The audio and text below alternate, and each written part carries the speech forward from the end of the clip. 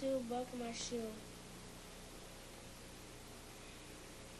Okay, you don't need to deep breathe anymore. You can relax. An epileptic seizure shows up clearly in Jesse Saub's images of the brain. The electrical storm of epilepsy strikes like this. Slowed down, we can see how it blocks most brain function, with bright colors representing positive electrical charges, dark ones negative charges. Doctors have tried to control epilepsy chemically for almost 300 years. Today, one effective new drug is valproic acid, under development since the 1960s. The medicine Dr. Dreyfus ultimately selected for Jason.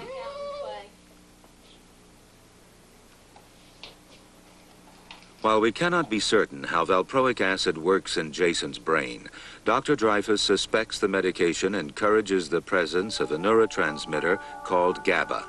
GABA is a chemical that inhibits firing. It seems to control the wild electrical discharge of epilepsy. It seems to keep the excitatory chemicals in check.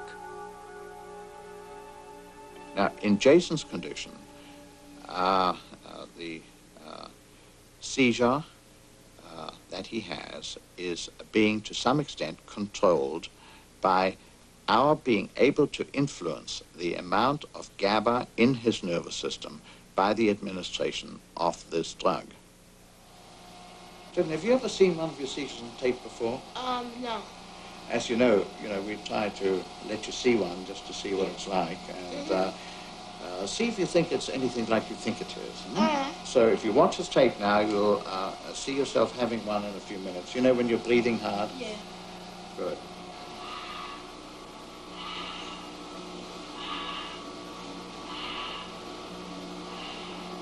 In the bottom left of the monitor, the wave-like lines represent electrical discharges picked up from several spots on Jason's scalp.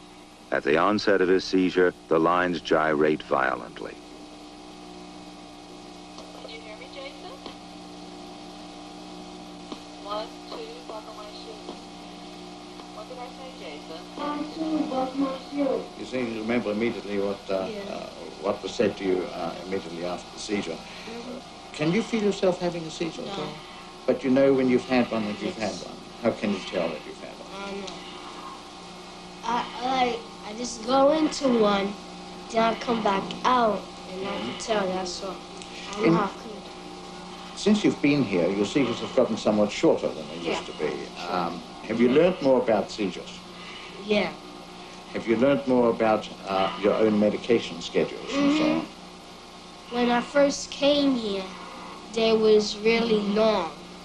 But now, since the medicine control my seizures, now they're getting short. They're getting short, yes. Are you taking care of your own medications? Yeah. So those are also... Come on back. All right. What happened that time? I had a seizure. You had one of your seizures right there. Okay. 6-4. Who's scoring? Who's winning? They're losing. I'm hoping that as Jason matures, his seizures will go into virtual abeyance. Good shot. And I'm looking forward to the time when he will be able to lead a normal life, just the same as everybody else, including the driving of a car. Okay, son. Keep the bike straight. That's it. Now, that's the way. There you go. Good, son. There you go. All right. I feel better because I like to feel better. The medication has successfully reduced Jason's seizures from 60 a day to fewer than 8. Once they lasted a minute and a half. Today, they rarely exceed 5 seconds.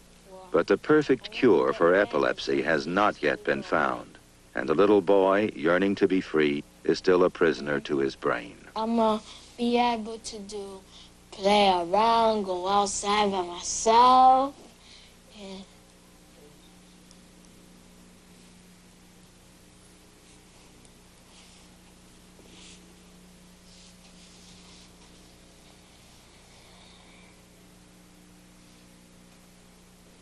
to discuss with you and actually show you. But not all neurological problems are as easy to spot as Jason's.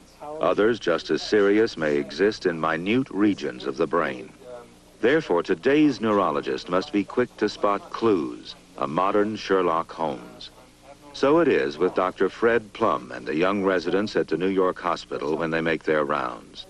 Their object, not only to provide patients with the best medical care, but to advance knowledge of the healthy brain by understanding the diseased brain. What's the worst thing right now? What's the worst thing? What bothers you most? The rigidity and the lack of movement, really. Why don't you take more L-Dopa? Well, I become like a slurred speech, and I forget things. If you take more medicine? Yes. Any other problem? No.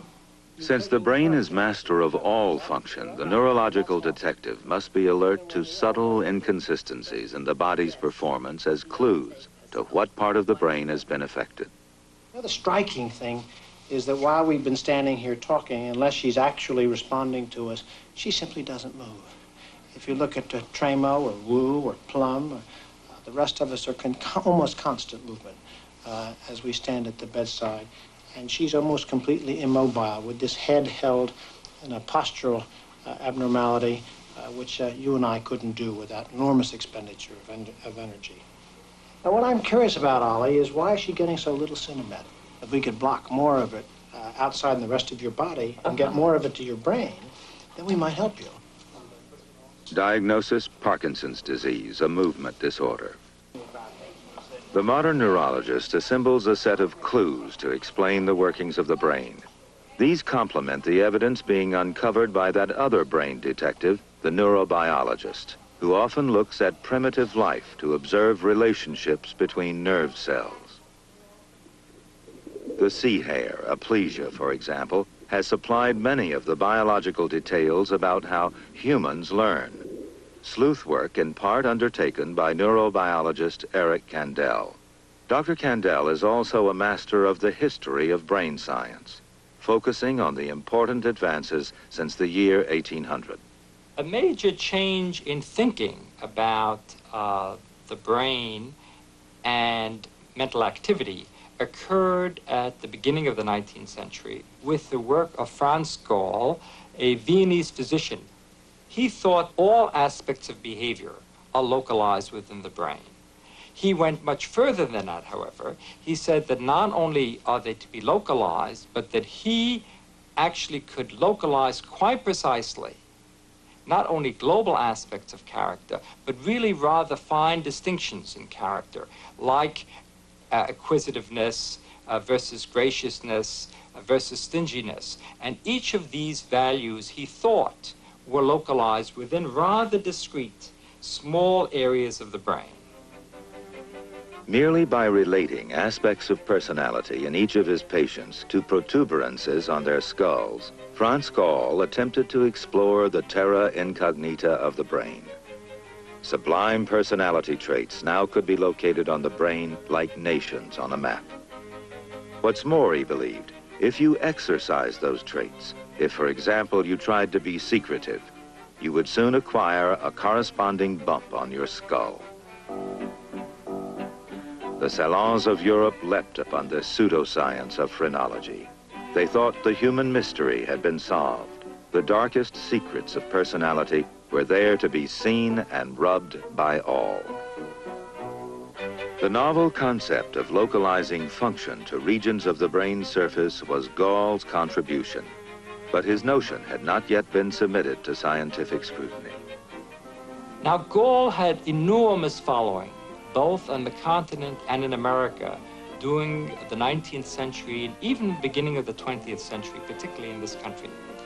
However, he also had a number of severe critics. One of his strongest critics was a French neurologist by the name of Pierre Flourens. Flourens did not believe that higher functions could at all be localized to the cortex. He thought that the cortex functioned as in unison, that all of the cortex was concerned with all higher functions.